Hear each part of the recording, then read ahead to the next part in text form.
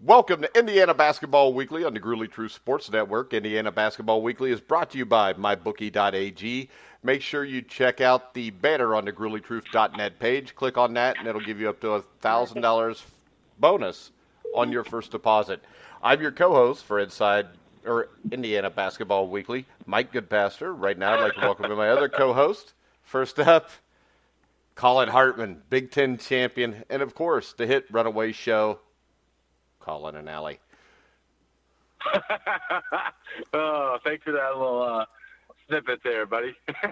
What? I've always got to plug you a little bit. And, of course, we've got the Gruely Truth Indiana beat writer, Cole Hanna. How you doing, Cole? Doing pretty good, fellas. Pretty good. Cole sounds kind of down tonight. Cole, what's wrong? Yeah, down in the dumps. Your puppy died? She's still alive. She's still kicking it. But I don't know, it's been a long day, but we're doing fine. Hey, you got to watch asking if somebody's puppy died, because like in 1991, I was 20 years old. I was in college, and I was coaching a Pee Wee football team. And it was like 7 to 9-year-olds. And one of my 7-year-olds comes to practice. Instead of practicing, he just goes and he sits in the corner, and he's in tears. Or I didn't know he was in tears. He's got his head down. And I walked over, and I said, "Let's go. Would your puppy die?" And he looked at me, and he said, "Yeah, he got run over by a car earlier today." Oh. Yeah, true story. You walked into that one. Yeah, I felt like a complete ass, so I'll never ask if anybody's puppy ever died, including our next guest from KentSterling.com. Kent Sterling. How you doing, Kent? I couldn't be better. I'm champing at the bit. We got about 16 hours, right? And we get to see Indiana and what they're going to do tomorrow in Chicago. Yeah, and when we look at this, I think it's pretty easy to see, Collin, that I think the winner of this game tomorrow is in, and the loser is playing in the NIT probably. In my opinion, 100%, I agree with that 100%. I think it's a very, very high-stakes game. I think both teams know that. Heck, they brought Caleb Wesson back specifically for this game. I have full belief in that. So, I mean, it's a high-stakes game. I fully believe, like you just said, that it's going to either win or you go to the NIT. Yeah, and I think the thing that favors Indiana here is I think Wesson against Morgan is going to be a huge key to this game, Kent. And I think Juwan Morgan he's come up big lately. I think he's going to come up big again tomorrow. I think that's a big deal, and then I think it's really important that Deron Davis continues to get healthier and healthier and in better shape, so they can run multiple guys at him, give him different looks. He's kind of a big-ass guy, Wesson is, and so you kind of need to do that and keep him off kilter and make sure that they don't develop any kind of offensive rhythm. Yeah, and I think another big advantage when you look at this matchup, Cole, is the fact that I think Indiana's backcourt is a lot better than Ohio State's. Yeah, and I think you kind of saw that weakness for Ohio State get exposed a little bit without Wesson on the inside, forcing teams to help off down low on him.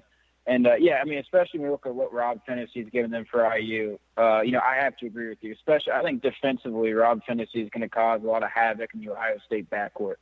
The big challenge for Indiana is going to be how does Ohio State look with Wesson back in there. It's an Ohio State team that struggled really to end the season. They lost 6 of 8. Their last 3 games were without Wesson. How is he going to come back in there and change things? Are they going to get back on track immediately, or is this just a team that's really kind of struggled down the stretch, and are they going to keep playing like that? Yeah, and when you look at this, the other big thing is, as you said, this is a huge game, and Collin, you've been a part of this. Last year, Indiana, if they wanted to do anything, they had to win in the Big Ten tournament. And when you look at it, this is an entirely different thing playing a one-and-done like this, especially with both teams having everything on the line. Yeah, and traditionally, IU has never done well in the Big Ten tournament. Just a little part there. I hate the Big Ten tournament. I truly do. But in this case, I love it because it's our only opportunity to get into the NCAA tournament. So kind of going back to the Caleb Wesson thing, I mean, I think it's in our favor because he's probably going to be somewhat out of shape. You miss a few games like that, maybe you're not practicing as hard or whatever, or you're going to be tired from running from punishment or sprints. I don't know what he missed for. But having Juwan being that athletic and that quick, I almost think that, going at him with Juwan is a better play almost than Duran. Even though Duran's been playing phenomenal, and Duran's conditioning has gotten better. But I think getting Caleb Weston in foul trouble early is pivotal to because that dude can score, he can rebound, he blocks shots, he's all over the place. The faster that we can get him in foul trouble and make Ohio State kind of be on their heels a little bit, that'd be for the best. All right, so Collin, that's an area Weston struggled in all year long too. Collin, he's had foul issues most of this season. Yeah, so this is something where you want to pound the ball inside, and I think the advantage here, is that you have more than Morgan that can go at him also, though, with Davis, as Kent was talking about. Yeah. Yeah. And I think especially a guy coming back like that, you have whoever's he's guarding spread up and set high ball screens all day long. Put him in situations where he has to run, cover some ground. You can't just sit the guy on the block the whole time. You can in certain situations, but you have to make a big guy like that come back. You have to make him run, get him in high ball screens, get him in situations where he's got to move laterally with a much quicker guard like Rob Tennessee or Romeo Langsford or Al Durham or Devontae Green, guys that can attack that hip and either get by him or he's going to foul him. And then so you increase the opportunities that he has to foul by bringing him up and then rolling him into the post as well. That's covering a lot of ground for a big guy that's been out a few games like that. So I'd be interested, and I would fully expect Coach Miller to have that in the game plan to get him moving a lot more. Yeah, because I would think, Kent, tempo of the game here, who controls that is going to be probably the deciding factor, because we saw that first game a few weeks ago. Ohio State controlled it. It was an ugly game, and they eked out the win at Assembly Hall. Chris Holtman knows how to win basketball games schematically, and he knows how to put teams at a disadvantage, and tempo is a great way to do it. I think that, if you look at this on paper and you look at Ohio State losing their last 3, you look at them losing 6 of their last 8, Indiana winning their last 4, and really getting better in all 4 of those games, and you say, well, Indiana's got kind of that advantage. Hey, I'd like to ask Collin, when you get down and you're out of rhythm and you're losing games, how hard is it to kind of reset in a tournament situation and start to play better basketball? After you lost a couple games? Yeah, Ohio State, they're on the skids. Indiana, they're rolling, but you get to Chicago, things change a little bit. Right, and I think there's an aspect of desperation that comes into play, and that's where the old adage, a wounded animal is the most dangerous one. And so Indiana shouldn't walk in here just because Ohio State's been playing poorly, or anything like that, because they're the most desperate teams are the most dangerous, especially at tournament time. Teams who have nothing to lose. And everything to gain are the most dangerous. And I think that's where it's hard as a team that's been playing well. You have to stay locked in to what got you playing well and not revert back to the comfort zone that I think IU fell into a little bit after we started winning games at the beginning and really getting Ohio State on their heels from the get-go. We can't – it's hard to play a team like that. Yeah, and a team that's lost that many games in a row, if you get off to a good start against them, you do have the chance there to demoralize them and just kind of roll it from there. So I think the tempo, the first 5 minutes, and what happens that first 5 minutes is going to tell us how big of a fight Indiana is going to get from Ohio State tomorrow night. Yeah, 100%. So, Cole, am I missing anything here? Key-wise, is there anything you think we need to look out for? Yeah, just the only thing I draw attention to here is probably Ohio. It's kind of a similar thing to what I said about Illinois game. Ohio State's a very good team at forcing you into turnovers. IU's been much better at that lately. Rob Tennessee's done a great job of limiting turnovers. Not only him, Devontae Green has surprisingly done a great job. An area of the game you're going to want to watch for IU tomorrow night. Can the guards continue to take care of the basketball against Ohio State? All right, so Kent, when we look at this tournament, everybody tells us there's 3 teams that could win it: Michigan, Michigan State, Purdue. Do you think that's a true statement, or is there a dark horse like an Indiana or a Minnesota that might be able to jump up and win this? To Colin's point earlier, Indiana is always awful in this tournament. Among the original 10 teams in the Big Ten, they've easily got the worst thing since it began. So I hate to pick Indiana, but I think Indiana is going to take care of business against Ohio State. I feel okay about them against Michigan State. I know it's tough to beat a team 3 times, but you know what? You can't beat somebody 3 times unless you beat them twice. And then who would I think that Indiana couldn't compete against? Either Wisconsin or Purdue, Michigan, Maryland. Maryland's kind of a tough nut. I don't want to see Maryland. But I think Indiana could find a way to do this. I don't like Purdue in this tournament, oddly enough, but I do. I really like Michigan, and I really like Michigan State. I think that those are the 2 most likely. But I think as a dark horse, Indiana's a really good one.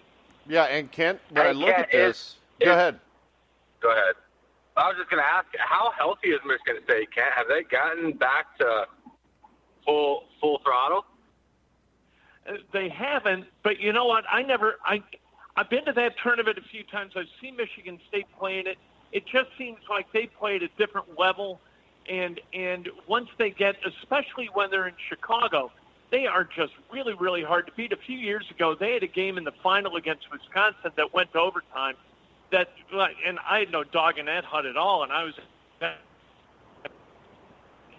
that was as good a college basketball game, as electric a college basketball game as I've seen. I just think that Izzo, and maybe this is a little bit overplayed. Maybe, this is true back to like 2010, but not recently. I think in March his team just starts to click, and I think they play loose, and I think that that's exactly kind of the opposite of what Indiana does. Yeah, the history would tell you that. And the other thing about Michigan State, it's not just Izzo. They've got Caleb Wesson, who I think is the best player in the Big Ten. Oh, Cassius Winston? Yeah, what'd I say? Jeez, I screwed that up. Go ahead, Cassius Winston. Caleb Wesson, Cassius Winston are 2 different people. There we go. I just wrote that down, so we'll be all right the rest of the way. 2 very different sized people, too. Yeah, but in my defense, I did vote for him as the District Player of the Year. So I did too, and I think you're right. And guard play, we all know that. I mean, we can recite that because we've been told it for so many years that guard play wins in tournaments. I like Indiana's guard play, especially with Devontae Green suddenly kind of figuring this thing out, and all of a sudden he's functioning as a member of a team rather than, the CEO of Devontae Green Incorporated. And I dig it. I mean, that kid, one of my favorite players to watch the last 3 games, after just pulling my hair out for the first about 28. Yeah. Cole, you want to talk a little bit about Devontae Green and what he means to this team? Yeah, I just think with Devontae Green, he's always been able to have good games and explode for good games. But the key for him has always been consistency. Every time he has a good game, he's usually, followed that up with a couple struggles in the following games. But really, the big thing for him recently is not only is he scoring games, he's doing a very good job of limiting turnovers. He has just 2 turnovers over his last 3 games, which is absolutely phenomenal for Devontae Green. He's a player that's kind of been hampered by turnovers throughout his career at IU. So for him to kind of work towards that and get that under control is big for IU. I think it just is pretty much representative of IU's guard play as a whole. Not just Devontae Green, but Rob Fennessy's done a great job of taking care of the basketball. And it's a team that, for much of the season, as far as turning the ball over. But now, as of recently, with Devontae Green playing with Rob Fennessy getting healthy, they've done a much, much better job in that category. Yeah, and when I look at the second-round matchup or the possible quarterfinal matchup for Indiana with Michigan State, can't correct me if I'm wrong, but I really like the way Indiana matches up against Michigan State, and that's why, even though they've beat them twice, I think they beat them twice because they match up so well. It wasn't because it was a fluke. Well, I thought it was a fluke the first time around. When they beat them up at East Lansing and Michigan State missed 14 and 22 foul shots, I thought that was a little bit flukish. But you make a good point. Those are interesting matchups, and I love down at Assembly Hall the way Finney D'd up on Cassius Winston. I thought that was good. These guys keep developing. It seemed like things had sort of stagnated for a bit. And then all of a sudden, maybe it's that, Finney got a little bit healthier. Maybe his, the concussion syndrome or whatever the after effects were, they kind of lessened. And all of a sudden, he kind of became a different kid. And with Duran getting a little bit healthier and that team being able to be a little bit deeper, not having to kind of expose Fitzner in positions where he can't contribute defensively at all. I think that this team just kind of has figured out a way to really function well together in a way that you don't normally see from a team that was 4-12 at the Big Ten. Yeah, and I think when we look at this team, Cole, this is a team, if they win tomorrow and they do get in the NCAA tournament, guard play controls a lot of this, defensive play. This is a team I think they could win a game or two in the NCAA tournament. When you look ahead, what do you see the rest of this tournament? How far do you think Indiana goes? Do you think they can get by Michigan State? Yeah, I definitely think they can. It's going to be a tough matchup. Like Kent said, beating a team 3 times in a season is hard. But I think when you look at Michigan State, it's going to remain to be seen, how Nick Ward plays when he gets back. But Cassius Winston does a lot for Michigan State. I mean, that's a straw that stirs the drink there for Michigan State. So when you have a guy like Rob Finney who not only can control your offense in the offensive end, but lock up the best player from Michigan State in the defensive end, I think that gives IU a big advantage there.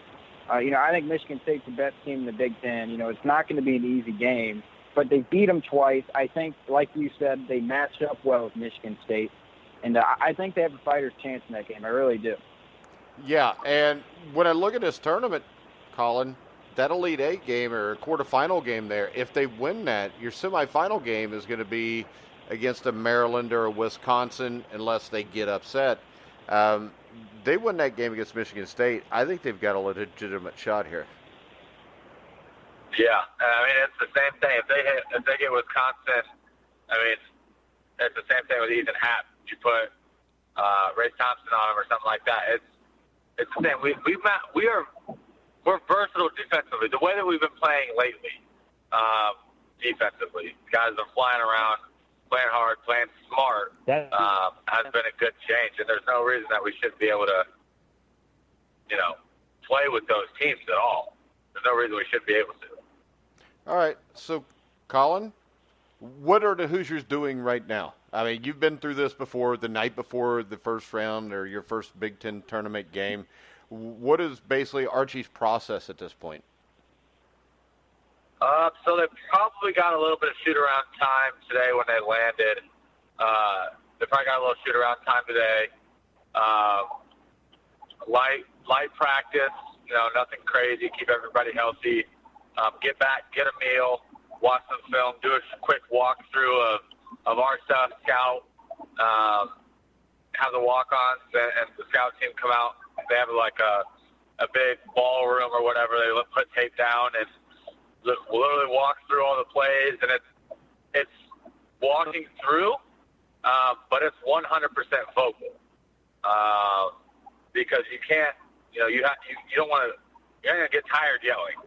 So the communication has to be there, and everybody's got to be communicating. Everybody's got to be clear, concise. Can't be any, mix-ups or anything like that. So getting a nice meal in and getting to bed. Sleep is a big thing, and just taking care of your bodies, getting the right fluid, the right hydration, and just staying on top of all that, resting and being prepared. All right. Now, should I ask you what happens after you win the first game going into the second? Pretty much the same. I couldn't remember if you guys won a first-round game or not the 4 years you were there. So we did. Okay, I thought so, but I wasn't sure. I thought a couple years ago. Yeah. It wasn't often, that's for sure. It wasn't often. I think my junior year, we beat Northwestern in the tournament. I think it was in Chicago. I could be wrong about that, but we beat them first and then lost to, I can't remember who we lost to. Because that was the year that we won the Big Ten regular season. But, yeah, we have not done well traditionally in that Big Ten tournament. I hate it. I broke my wrist in the Big Ten tournament last year, or in my junior year, and so I had to play the NCAA tournament with a broken right wrist. That was fun. Sounds like it. My only concern with this is, Kent, 12:30 the ball's going to tip off tomorrow. And I'm nuts, but in the back of my mind, I'm just scared we're going to see what we saw a few weeks ago. Well, you know what? They played pretty well early so far. You know, they've had a couple early games where they showed up and played well, and I always think that early games kind of, you know, foster an environment where you get off to a late start. But I think Indiana's. I don't even know how it's happened. I'd like somebody to tell me how this has happened, because this is really hard. Is it just a matter of health? Is it a matter of focus? Is it a matter of people being deployed in the roles that they're best suited for? Because now everybody's health. But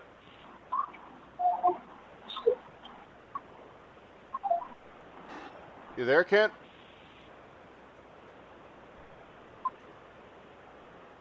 Oh, man. Did we lose We Kent? lost the legend. He probably had the greatest point of all time, too. He's just about to get it out. Kent, you there? Well, I think he said Bueller. he was headed to the mountains or something, so maybe he got lost. Or maybe just Bueller. Shows that he's still on here. But, all right. So, Collin, do you want to speak to what Kent almost said? Let me read his mind really quick. Yeah, just guess. So, I mean, I think it's a combination of it was a lack of focus, and it kind of got complacency. They got comfortable. I think injuries didn't help. But I think I've been talking to the staff and stuff like that, and just they're really focused on keeping these guys focused, keeping them locked in. The health will come. Guys are healthy right now. They're taking care of their bodies, especially late in the season. Hey, there you guys are. There he is. Hey, Ken! I almost finished your legendary speech that you're about to give. Did we lose him again? I'm not even sure what I said. It was I went probably on for really about a minute good, and a half, too. and That's I what things was kind of like, well, where the hell did everybody go? Why is everybody quiet? Maybe I was so stunning, so scintillating in what I was saying that they just shut down the show. I'm not sure. Yeah, we lost. It was so great. We just shut it down. I'm sorry, Kent, but it wasn't that.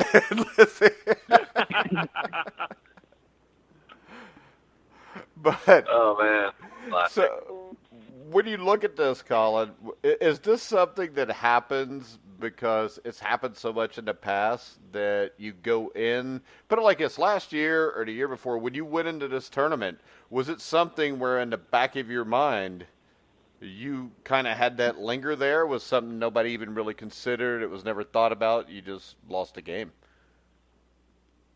For what? What do you mean? Well, the Big Ten tournament and the problems Indiana's had, is this something that these problems have been since, the late 90s, early The 2000s? start of the Big Ten whatever. tournament. Yeah. Yeah. I mean, I'll be completely honest with you. It's present. It was present, in my mind. Like, damn, I don't know what it is. If it's some kind of curse or whatever, but we have not done well. But at the end of the day, it's like, why can't we win it? There's nobody says that we can't. We just traditionally haven't played well. So you're more so just aware of it, and it might even add to the drive of trying to want to win and play hard, to be that team that does something in that tournament. But I mean, it was present. I don't think it changes my approach in any way. If that answers kind of what you're getting at. Well, it's basically trying to figure this out, and I think the one good thing is you do have a couple freshmen that are going to be a big part of this that have not been a part of the past. So when we look at Right. this, Cole, How far do you think Indiana goes? Do they win tomorrow? Are we happy tomorrow night? Yeah, I just think it's a good matchup for Indiana in the sense you got Indiana who's trending in the right direction going in the tournament, and you have Ohio State who's kind of going in the opposite direction. I'll say we'll win. I think we win pretty comfortably.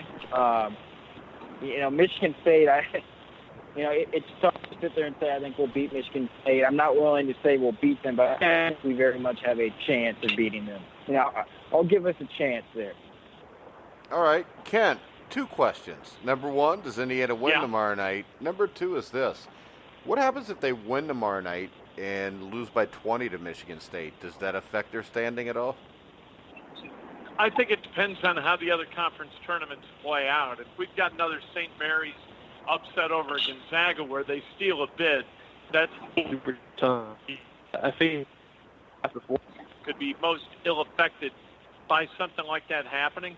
But I think that if they win, they play Ohio State off the bracket, as I understand it. I mean, trying to figure out what the selection committee is going to do is kind of a foolish errand.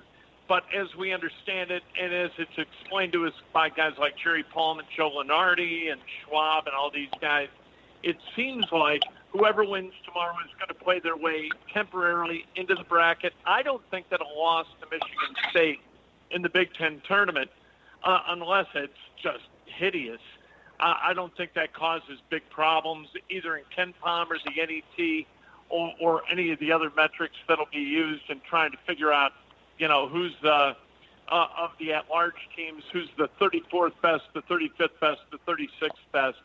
But a win tomorrow would be huge. A loss tomorrow, equally huge, but obviously in the opposite direction.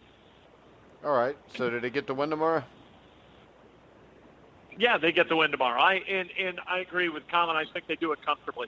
I think that this is going to be more like Rutgers than like the loss to Iowa or Purdue or the wins against Wisconsin or Michigan State. I don't think this goes down to the wire. I think Indiana wins 8-10 points.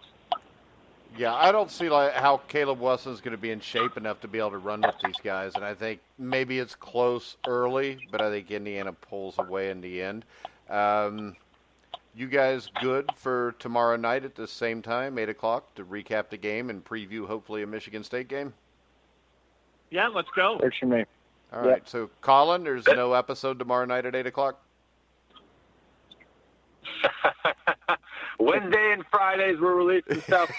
Wednesday and Sundays we're releasing stuff, and then Monday and Friday mornings. So, well, go ahead and plug it. Tell everybody how they can find you. Oh, on YouTube, Collin and Allie. Just type it in, subscribe, like it. Even if you don't like it, I don't want to hear about it. It's just having a good time, man. Cole, are you going to start a YouTube channel so you can be like Collin? Maybe. Never say never. We'll see what happens. Maybe watch Collin get some. Maybe you and Kent could get together and do a My Life with Collin Kent. That would be awesome. Yeah. Yeah, that'd be that's must viewing. Yes, I'm sure it would be. But all right, Kent, you want to tell everybody where they can find you on the internet? Well, speaking of YouTube and whatnot, we do Breakfast with Kent every morning. And that's on YouTube, on my channel, and then it's also on Periscope and Facebook. And it's just a fascinating look at the world of sports every morning at about 8 o'clock. All right. Collin, you want to tell everybody where we can find you? It's C. Hartman34, correct, on Twitter? Steve Risley, 34. Oh, it's at Collin Hartman 30. You were supposed to wear number 34, but didn't, which was disrespectful. Also, Steve will be back next week. He is currently on hiatus. Cole Hanna, you can find him at Cole Hanna 5. I just figured I'd take a shot at you for Risley since he wasn't here right now. And see, if you'd wore 34, it would have been a lot easier to remember these numbers and who's where. And, of course, you can follow us on the Gruely Truth, at Gruely Truth. Make sure you go to iTunes, give us a like, give us a comment. We will be back tomorrow night at 8 o'clock to recap the hopeful Indiana win against Ohio State, or we'll recap a loss that makes us all miserable. So, either way, it should be interesting. I want to remind you can hear all of our shows on iHeartRadio, iTunes, TuneIn, Spreaker, Stitcher, Spotify, YouTube, wherever you find sports podcasts, you'll find The Grueling Truth. So for Kent Sterling, Cole Hanna, Collin Hartman, I'm Mike Goodpaster. You've been listening to The Grueling Truth, where the legends speak. Week or so.